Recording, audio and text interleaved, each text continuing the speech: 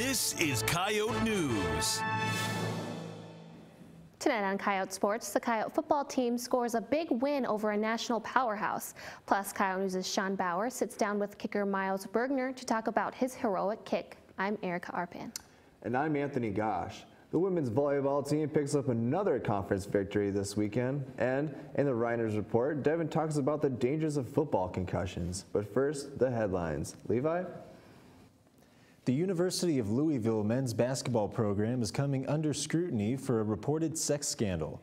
5 former players and recruits reported that they attended parties at a campus dorm that included strippers paid for by graduate assistant Andre McGee. McGee is said to have paid strippers to dance at the party and have sex with members of the team and recruits. Louisville head basketball coach Rick Pitino says he had no knowledge of the parties. Atlanta Hawks swingman Thabo Seolosha is suing the NYPD for up to $50 million after suffering a broken leg when he was arrested outside a New York City club last April. Sefolosha was found not guilty of 3 charges related to the event and says he claims the officers gave him permanent injuries. And those are your headlines. As the clock ticked to 0 on Saturday, Miles Bergner's 33-yard field goal gave the Coyote football team the upset victory against 4-time defending champion NDSU. The Coyote victory snapped the Bison's 26-game home conference winning streak, ended the Coyotes' 14-game conference skid, and was the first USD victory at the Fargo Dome since 1978. Bergner and quarterback Ryan Sager were named Missouri Valley Conference Players of the Week for their performances against the Bison. Bergner hit all 3 extra points he attempted, the game-winning field goal, and set a new personal best with a 49-yard punt average in the game. Sager accounted for all 3 USC touchdowns, passing for 2 and running for 1. He threw for 202 yards and ran for 92 yards to lead the Coyotes in the win. USD returns to the Dakota Dome on Saturday as they host Missouri State and will look to get above the 500 mark on the year. Coyote News' Sean Bauer met with Miles Bergner to discuss the significance of his game-winning kick against NDSU. Sean?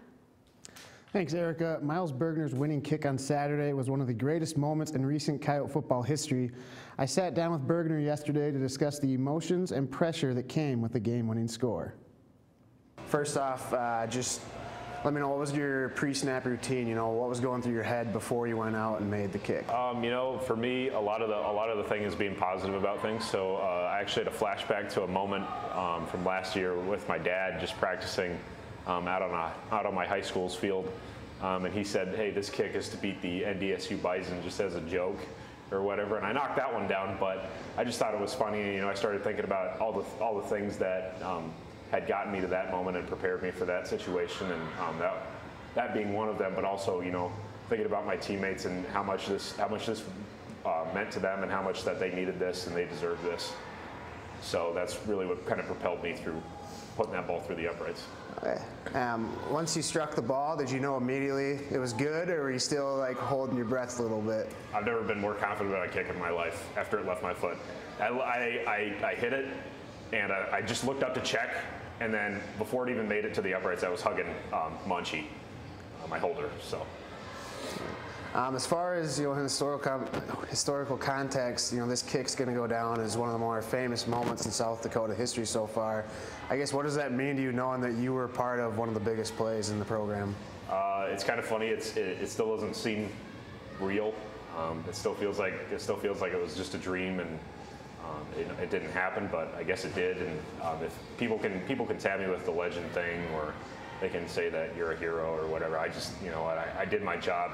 And the guys around me deserved it, and that's really what it was. It was just me doing my job. We won a game because of that, and it doesn't matter who you play; it's a faceless opponent. And you know, it just happened that day to be the NDSU Bison. Bergner says the team needs to come down from the emotional high of the win and start focusing on Missouri State this weekend. While the Coyote football team prepares for Missouri State this weekend, they'll have to do it without starting running back Trevor Bauma, who broke his arm on Saturday and will miss the rest of the season. Bauma broke free for a 14-yard run on USD's game-winning drive and broke his arm when he was tackled to the ground. Bauma's broken arm is the same arm he broke last year and will require surgery. Balmo was the leading rusher for the Coyotes and the 5th leading rusher in the Missouri Valley Conference at the time of his injury. On Saturday night, the USD volleyball team upset defending champions IUPUI. The Coyotes scored their 3rd home victory by beating the Jaguars 3-1.